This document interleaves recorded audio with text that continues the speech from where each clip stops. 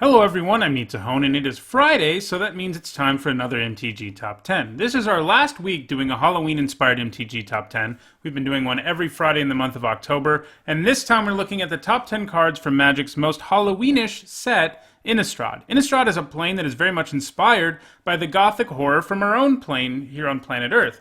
It is home to vampires, werewolves, zombies, spirits, and all other manner of frightening creatures.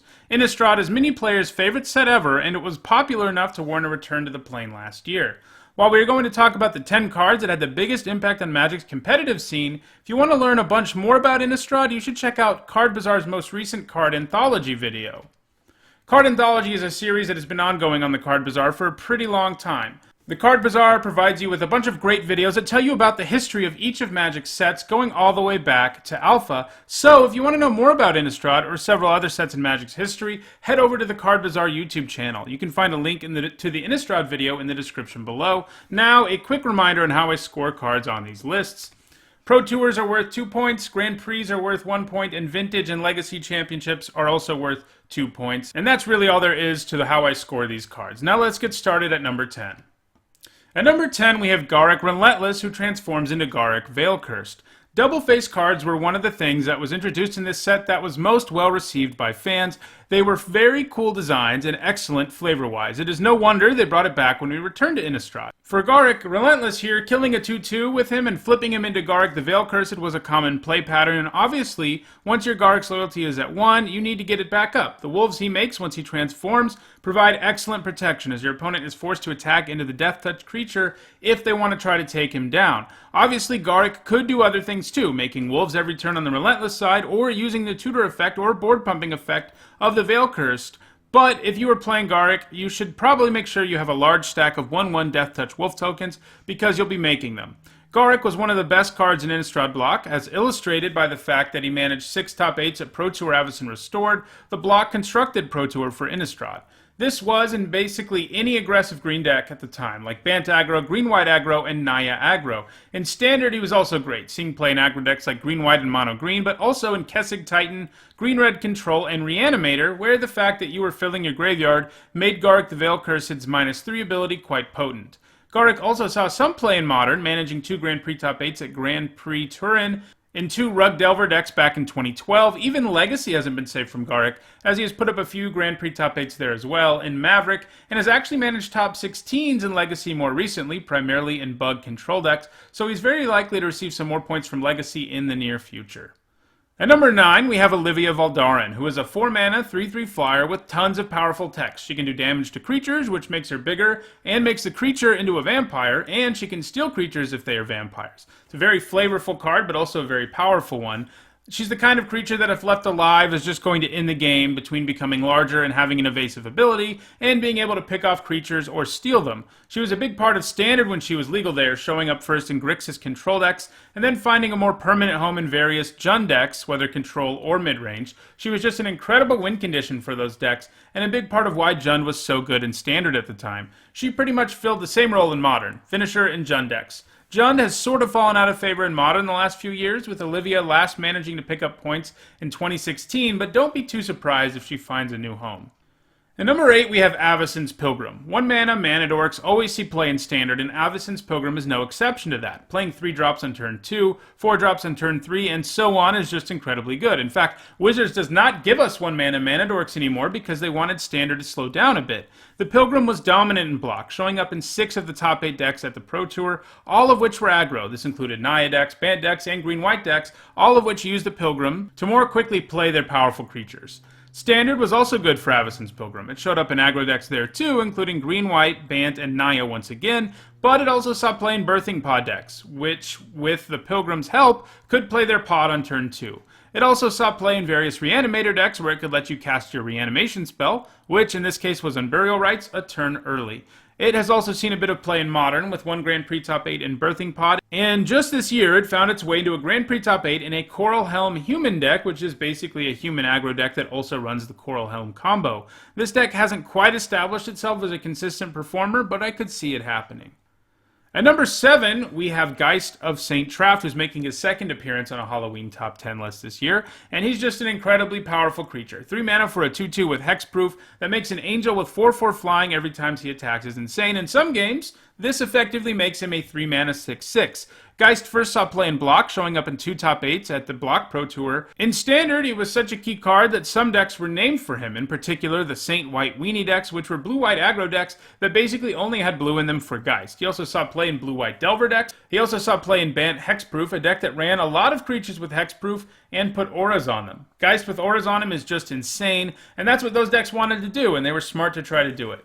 Geist didn't only see play in Standard either. He has seen a fair amount of play in Modern too. This was in Caw-Blade and Delver decks in the early days of the format. Most recently, Geist was in a top 8 deck at Grand Prix Sao Paulo earlier this year in a blue-white mid-range deck. At number 6, I have 2 cards, since they are part of the same cycle, commonly called tap lands. I did not want each of these to take up a separate spot on the list since they are so similar. The other 3 tap lands did not make this list, but Sulphur Falls makes this one and is the actual number 6, and Woodland Cemetery has enough points to make it to number 8. Obviously, cycles of lands that produce 2 colors always see play, at least in Standard, but what puts these 2 ahead of their other ones in the cycle is the fact that they found their ways into Modern. In Standard, Sulphur Falls saw play in Grixis Control, Jeskai Midrange, and Blue-Red Delver. In Modern, it was part of the Splinter Twin mana base, until that deck got banned, of course, but more recently it's found its way into Blue Moon and Delver. Meanwhile, Woodland Cemetery was more prolific in Block and Standard than Sulphur Falls was, putting up a Block Pro Tour top 8 in an Unburial Rites deck. In Standard, it saw play in Black Kessig, Zombies, Jund Control, and Reanimator decks. In Modern, it mostly saw play in Birthing Pod decks until that deck got banned, and it hasn't really seen consistent play since that banning, last putting up a Modern top 8 in 2015.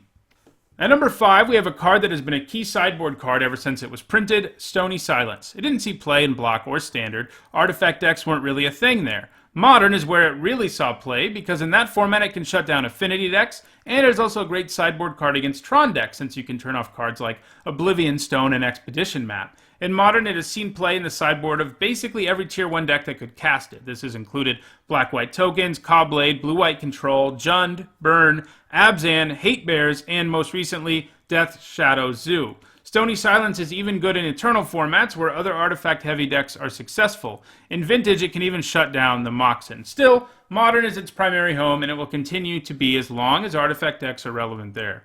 At number 4, we have 3 cards that are all part of a cycle of rare lands with an activated ability that costs one of each of 2 allied colors. Like the tap lands, I didn't want 3 cards from the same cycle that take up multiple slots on this list. Gavany Township is the real number 4, while Kessig Wolfrun would have been number 6, and Moreland Hunt would have been number 10. Let's start with Moreland Hunt. Moreland Hunt can turn creatures from your graveyard into 1/1 flying spirits. This is a pretty powerful ability to add to a land, as the cost of running this in your deck is quite low, which, by the way, is true of all of these. They all come with powerful activated abilities, and they happen to be on lands. You're not even really paying the cost of putting a whole card in your deck, because you have to run lands anyway. It effectively gives you a source of extra creatures while also producing mana when you want it to do that. It saw most of its play in Standard, showing up in basically any deck that ran both of the colors in it. This included Illusions, Tempered Steel, Blue-White Aggro, and the most successful deck it saw play in, Blue-White Delver. It has also seen play in Modern in some versions of Caw-Blade and in Bormandos. It only saw play in Modern in 2012, though, so it hasn't really put up any numbers in a while. Kessig Wolfrun allows you to give your creatures a huge power boost and trample. This is the kind of land that can end the game with a single activation, and playing against it is a real problem. Unlike Moreland Hunt, which was more of a supporting card for the decks it was in, many decks that ran Kessig Wolfrun included the land as a way to just win the game. As a result, early decks that ran the card in Standard actually had Kessig in their name, showing you how important it was. These were decks that wanted to use Primeval Titan to search up the Wolfrun, and then simply attack with the Titan for a massive amount of damage using the Kessig Wolfrun's ability. Eventually, people realized Kessig Wolfrun could be good even in the absence of Primeval Titan, and it showed up in more traditional red-green aggro decks, Birthing Pod decks, and Jund decks, all while still putting up numbers in Kessig Titan. In Modern, it has seen play in Zoo, Living In, and Bant Company decks. Gavany Township of these 3 was the most successful. Instead of making one creature huge the way Wolfrun could, Gavany Township wants you to play a bunch of creatures, since its activated ability puts a +1/+1 on all of your creatures. Like Wolfrun, it managed 1 Pro Tour top 8 in the Block format. In Standard, it saw play in Green-White Tokens and Green-White Aggro, both of which were made possible in large part because of Gavany Township, and it also saw play in Tempered Steel, a deck that tried to go wide with artifact creatures. Modern is where it is done the most, though, seeing play mostly in Birthing Pod in the early days of Modern, but also finding its way into Abzan decks and most recently Collected Company decks. And at number 3, we have Liliana of the Veil, one of the most powerful planeswalkers ever printed. She is incredibly powerful in large part because she has such a low mana cost. 3 mana for a planeswalker frequently results in that planeswalker being quite strong, especially if they have good abilities, but Liliana does better than that. Decks that run her love her because she can come down on turn 3 and make an opponent lose a creature, and then she can slowly pick apart people's hands. Her ultimate is reasonable, but usually one alternates between her +1 and -2, and that is enough to get you to victory if you manage to play her on turn 3. When she was in Standard, she appeared in a wide variety of decks, including not only control decks, where you'd expect to see her, but also in some more aggressive builds like Mono-Black Infect and Blue-Black Zombies. Turns out, at 3 mana, a lot of decks are pretty happy tapping out for Liliana. If you're curving out with an aggro deck like Infect or Zombies, her -2 can often kill the opponent's blocker, so your 1 and 2 drop can get in. And the real problem with Liliana is she only has to tick up one more time after that, and then she can make you lose another creature. Liliana has actually been more impressive in Modern, where she is one of the essential cards in the powerful Jund decks of the Modern format.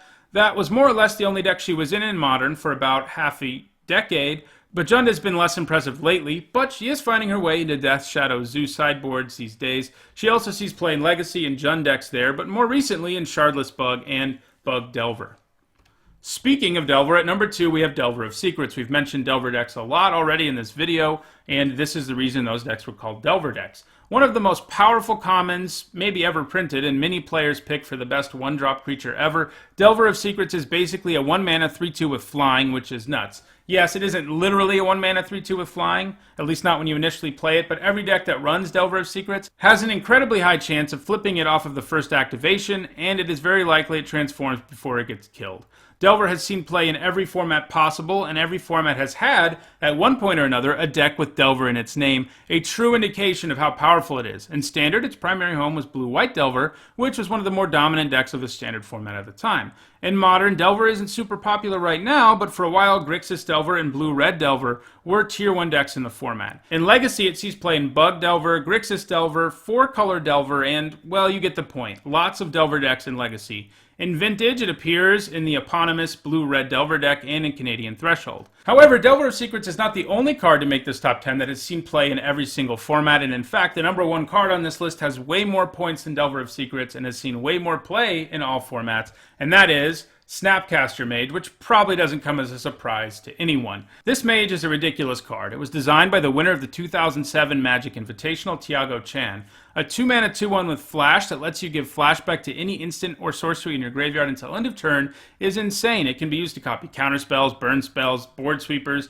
out of the graveyard. The amount of value this Mage gives you is insane, and the fact that it can swing for 2 isn't irrelevant either, as you will often find ways to make your opponent's board empty and just get in there with the Mage. You can also flash it in to block an X2, kill it, and then get some more value by flashing back something, and that's just insane. Snapcaster Mage is a key part of control decks across all of Magic's formats. Snapcaster Mage appeared regularly alongside Delver of Secrets, but also found its way into Delverless decks, which is why it has almost 100 points more than Delver of Secrets. Snapcaster Mage managed 1 Pro Tour top 8 at the Block Pro Tour in a Miracle deck. In Standard, it saw play in Blue-White Control, Solar Flare, Grixis Control, and Blue-White Delver, which was its primary home while it was in Standard. In Modern, it saw play at first in Rug and Grixis Delver, and in Cawblade, as well as Scapeshift, where it could be used to recast Scapeshift if something went wrong with your first try, as well as in Splinter Twin until that deck got banned out of the format. It sees play in Modern decks right now, like Blue Moon and Grixis Death's Shadow, which can use the Mage to recast powerful combat tricks like Temur Battle Rage. In Legacy, it has seen play in Stoneblade, Delver decks, Canadian Threshold, and Blue-White Miracles. In Vintage, it has put up top 8s primarily in Control decks and in Delver decks. Most recently, this was in Monastery Mentor decks, though the Mentor was recently restricted, and that's not great news for the Snapcaster, but its place atop this list will probably continue pretty much forever. Well, that does it for this week's MTG Top 10. This was our last Halloween Top 10. I'll do it again next October, but that's a long way away.